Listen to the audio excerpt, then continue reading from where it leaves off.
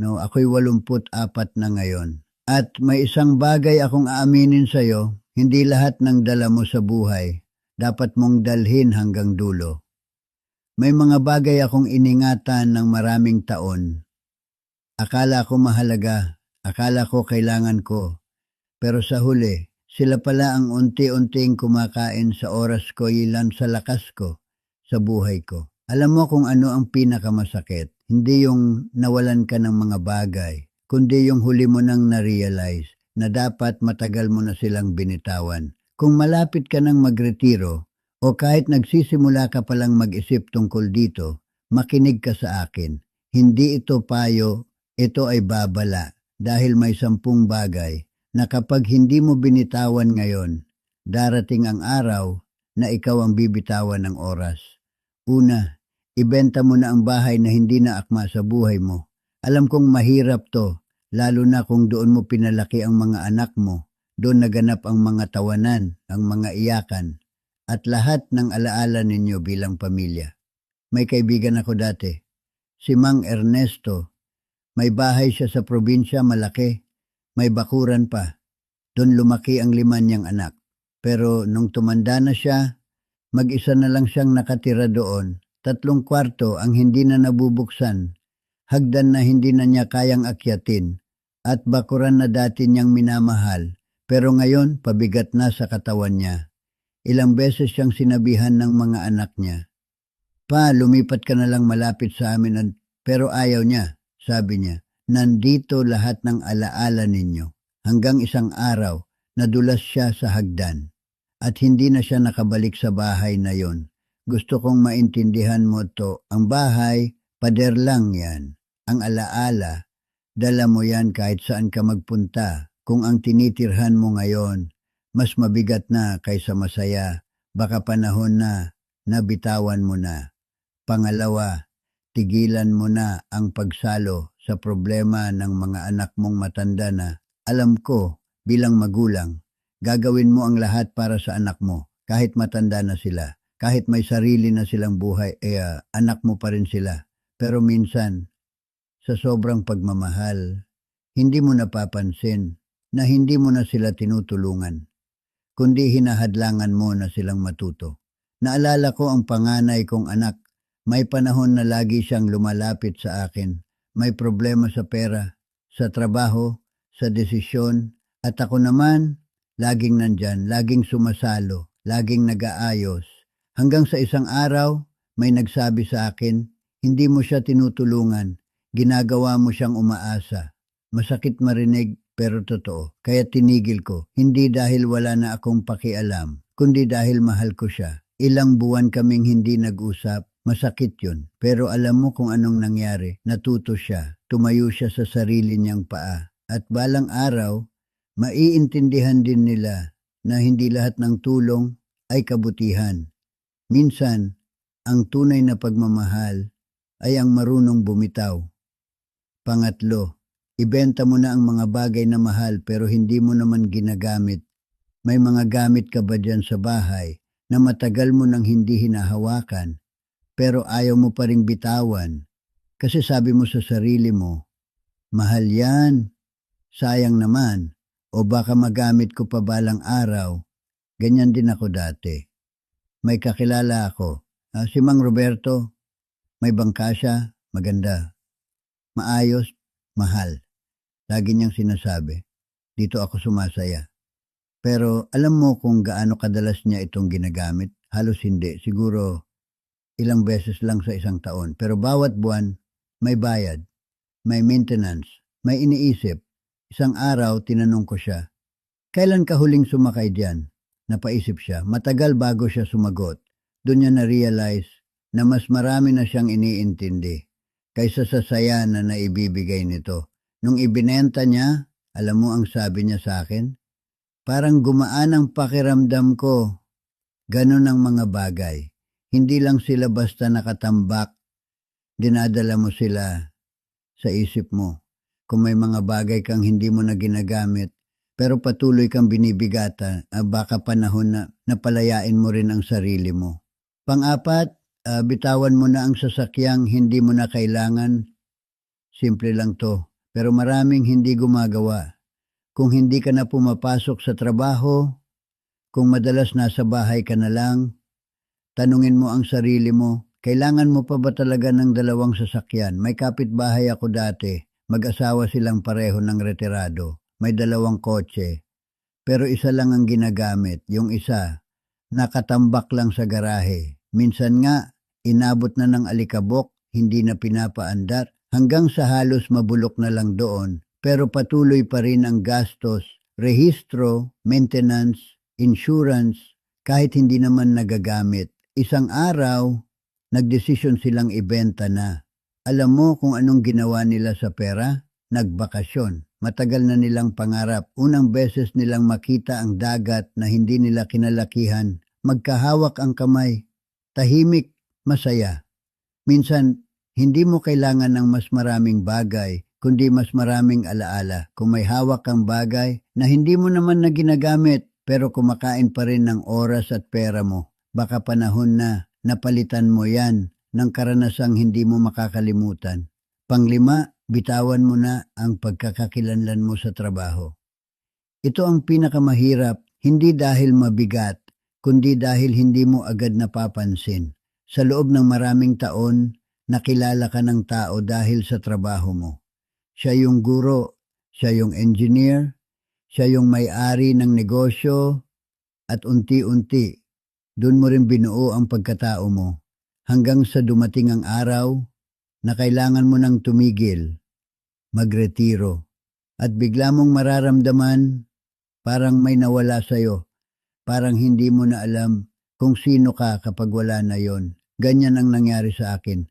Pagkagising ko isang umaga, tahimik ang lahat, walang naghihintay sa akin, walang tumatawag sa pangalan ko dahil sa trabaho ko. At sa unang pagkakataon, naramdaman kong parang wala akong silbi, masakit yon, tahimik pero mabigat. Pero doon ko naintindihan na hindi ako ang trabaho ko. Hindi doon nagtatapos ang pagkatao ko. Bago ka magretiro, hanapin mo na kung sino ka, bukod sa ginagawa mo. Dahil kung hindi, darating ang araw na mawawala ang trabaho mo at parang mawawala ka rin.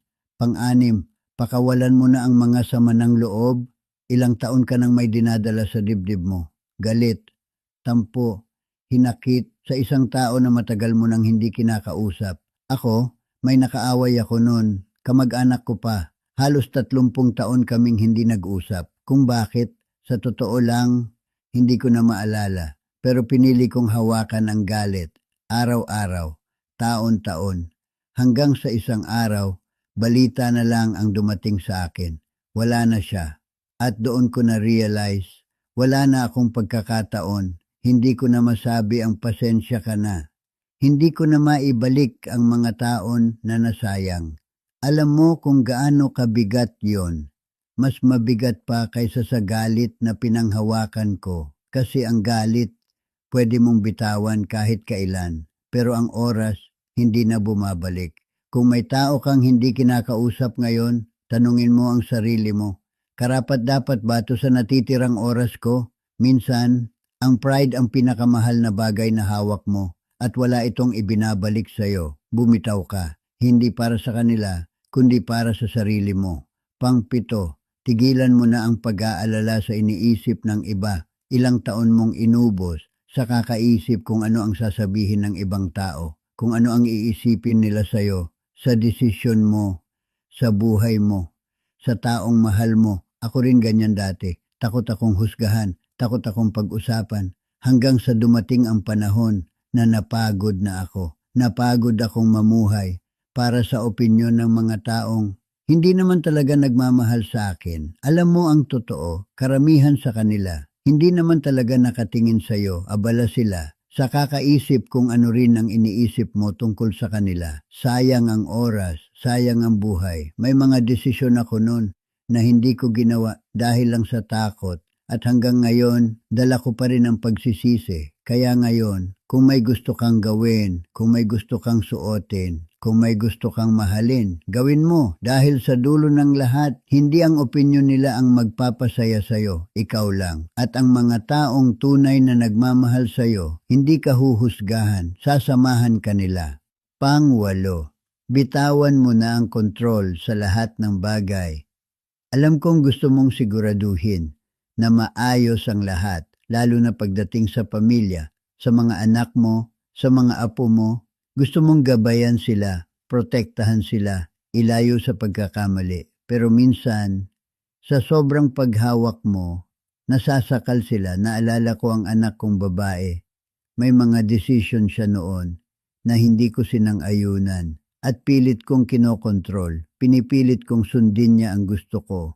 Hanggang sa isang araw, sinabi niya sa akin, "Pa, hayaan mo naman akong matuto sa sarili kong buhay." Masakit marinig, pero totoo, hindi mo kayang kontrolin ang lahat at hindi mo dapat kontrolin dahil ang bawat tao may sariling landas, may sariling pagkakamali at may sariling aral na kailangan nilang matutunan. Kung hahawakan mo sila ng mahigpit, lalayo sila. Pero kung papakawalan mo sila, babalik sila sa'yo. Ang tunay na pagmamahal, hindi pagkontrol, kundi pagtitiwala. Magtiwala ka sa kanila at sa pagpapalaki mo sa kanila. Pangsyam, tigilan mo na ang pagiging perpekto sa lahat. Alam mo ba kung gaano karaming gabi ang nasayang ko kakaisip sa maliliit na pagkakamali, mga bagay na halos walang nakapansin, pero ako, hindi ko makalimutan. May mga ginawa ako noon na gusto kong perpekto, lahat dapat tama, walang mali. Pero habang tumatagal, napansin ko, hindi ako umaabante, natatakot akong magsimula dahil baka hindi maging perpekto. Sayang, napakaraming pagkakataon ang lumipas. Ngayon, naiintindihan ko na hindi mo kailangan maging perpekto para mabuhay ng maayos. Ang mahalaga, gumagalaw ka, umaabante ka. Ang buhay, hindi tungkol sa pagiging perpekto, kundi sa pagpapatuloy. Kung hihintayin mong maging perpekto ang lahat, baka hindi ka na makapagsimula. At darating ang araw, natitingin ka sa likod at sasabihin mo, sana sinubukan ko. Huwag mong hintayin yon, simulan mo na, kahit hindi perpekto, kahit may mali. Dahil sa huli, mas mahalaga ang ginawa mo kaysa sa pinlano mo lang. At panghuli, itigil mo na ang salitang balang araw. Ilang beses mo nang sinabi sa sarili mo, balang araw gagawin ko yan, balang araw maglalakbay ako, balang araw tatawag ako, balang araw sasabihin ko sa kanila kung gaano ko sila kamahal. Ganyan din ako dati, may listahan ako sa isip ko, mga bagay na gagawin ko kapag may oras na. Pero alam mo kung ano ang natutunan ko, ang balang araw, hindi dumarating, tahimik lang nitong kinukuha ang oras mo. Habang pinapaniwala ka na may pagkakataon pa, may mga bagay akong hindi nagawa, may mga salita akong hindi nasabi agad. At nung sinabi ko na, masyado nang huli, alam mo kung gaano kasakit yon. Yung alam mong kaya mo sanang gawin, pero pinili mong ipagpaliban. Kaya kung may iniisip kang gawin ngayon, huwag mo nang hintayin. Gawin mo na. Ngayon, hindi bukas. Hindi sa susunod na buwan, ngayon. Dahil ang totoo, walang nakasulat na balang araw sa kalendaryo. Ang meron lang ay ang araw na hawak mo ngayon at baka hindi na yan maulit pa.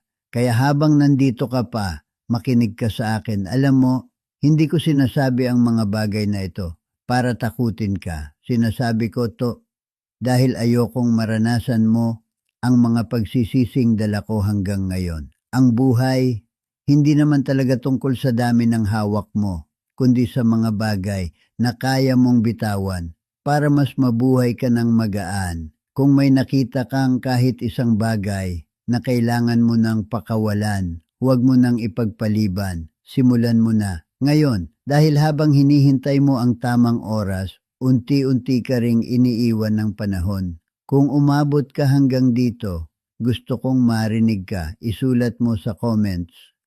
Ano ang isang bagay na handa mo nang bitawan sa buhay mo? At kung naramdaman mong may tumama sa'yo, maaaring hindi ka nag-iisa. Kaya pindutin mo ang subscribe at samahan mo ako sa mga kwentong baka magbago ng paraan ng pagtingin mo sa buhay. At tandaan mo, hindi ka pa huli. Pero Huwag mong hintayin na maging huli ang lahat bago pa mahuli.